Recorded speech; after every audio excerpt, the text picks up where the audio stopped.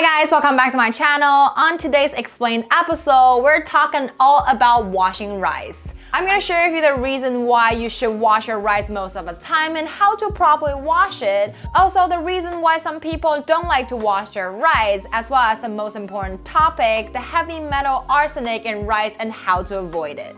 Check it out.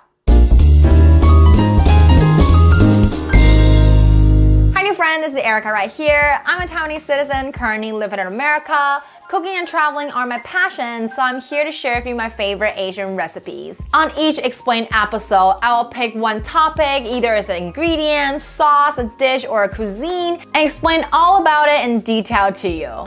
So if that interests you, please subscribe and keep watching.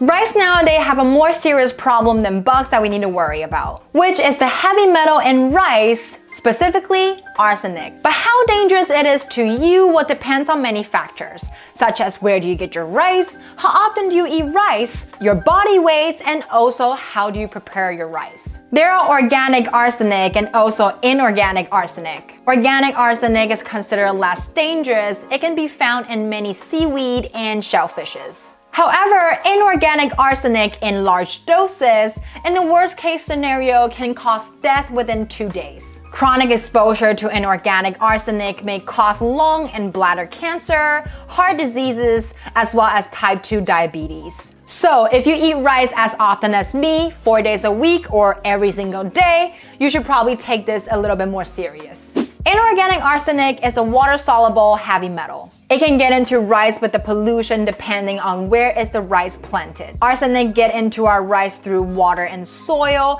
and rice happen to be the only major food crops grown in the flooded ground. It sits in the water for around 5 to 6 months before harvesting, and it absorbs and concentrates whatever it is in there. Arsenic can get into our water and soil for many different reasons. It can be naturally geogenic. It can be irrigation waters, which is well known in Southeast Asia. It can also be arsenical pesticides used on cotton that toxify the soil and got caught up by the next rotation crop. Even though arsenical pesticide usage in the US have been limited into 2 applications per year and must maintain a 50-foot buffer zone around permanent water bodies, it still wouldn't solve the toxic soil problem. So the best thing you can do is do your own research on where is your rice come from. For example, the rice grown in the southern US, particularly Arkansas, Louisiana, and Texas, tend to have a lot of arsenic in their rice. That can be either from the natural geology or pesticide usage or even industrial pollution. Maybe all of them combined. It is really hard to tell the exact source. Another large-scale rice farming area in the US is California, which tend to have way less arsenic in their rice. I only buy California-grown white rice in the US because of this reason. Arsenic is mainly stored in the bran of the rice, which makes brown rice way more dangerous than white rice if it's contaminated. Taking off the bran can take off the majority arsenic in our rice, but still not all of them. So if you eat a lot of white rice or even brown rice, or you have a baby or infant at home, choosing non-toxic rice is more important than you think. Babies should not be exposed to arsenic or any toxified things in general, because babies eat 3 times as much food on a body weight basis as an adult. So for any particular source, they're getting 3 times more exposed to arsenic than an adult is. And that means more cancer and diabetes risk for this little baby. Also, some research indicates that arsenic in food can be neurotoxin with kids. I don't want no stupid baby, so I'm gonna do my research. So now you might think, what if I only get organic rice? Would that help? The answer is no in the US, and maybe depending on where you're located.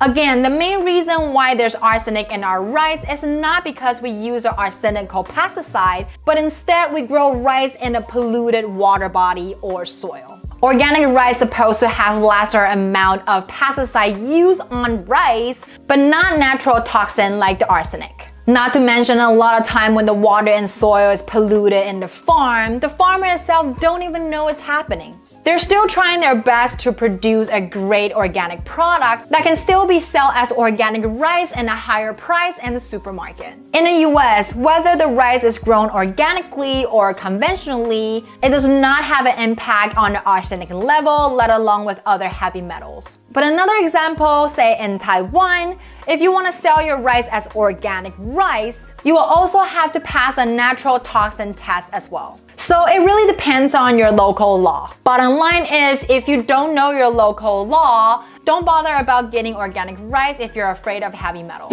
And since arsenic is a water-soluble metal, there is a more ensuring way to get rid of the arsenic in your rice right now, which is wash, soak, and boil water like pasta, and I'll show you how right now. Here is how I wash my white rice for the purpose of removing the lipid residue and the free starch on top of my rice. Get a mixing bowl and add in 2 cups of white rice or whatever amount you want to cook. And then pouring at least double of the amount of water. Stir 3 times and drain immediately. Do this step twice. This step will rinse off the contamination such as dust and bugs. We don't want these dirty water to be absorbed by the rice, so we have to get rid of it fast. Next, make a claw with your hands and quickly stir the rice 30 times in a circular motion without water. The friction between rice grains will grind off the free starch and the oxidation surface of the rice. Now repeat the first step, pour water, stir real quick, and pour it out. Depending on how much rice are you washing, you can repeat this step multiple times. I do it once with 2 cups of rice. And with each additional cup, I repeat this step 1 extra time. So 3 cups 2 times, 4 cups 3 times, and so on. After that, keep rinsing your rice until the grains are visible and clear. Now you can drain off the last bit of washing water and start cooking. Next time I'll make a video to teach you how to cook a perfect bowl of plain rice with different equipment. So remember to subscribe and stay tuned. Now, if you're worried about arsenic in your rice, here's what you should do after washing your rice. Soak your rice in a big mixing bowl of room temperature water overnight. And then boil them like pasta. Bring a large pot of water to boil and add in your rice. It takes around 12 minutes in general, but you can always adjust the time by keeping your eyes on them. And whenever you feel like it should be ready, you can scoop them out and give it a taste. When that's done, sift out the rice and toss away the water. According to research, this can help you take out around 80% of the arsenic in your white rice. And the texture of the rice cooked this way is actually pretty soft and fluffy, which I kind of like. This method is actually very traditional in parts of Central and East Asia, which happen to be in an area that some arsenic-polluted rice was grown. They got themselves some smart ancestors, don't they? Wow, there's a lot of information to unwrap today, isn't it? But the bottom line is, if you only eat rice once or twice a week, you don't really need to worry about all of these. But if you eat rice every single day, washing rice and maybe do a little research of the origin of the rice you purchase might be useful. If you're still watching right now, I want to say thank you for staying to the end with me. But before you go, as usual, let's learn some Chinese. The word of the day today is 白米饭, cooked plain white rice. The first 2 characters 白米 means white rice, the uncooked ones.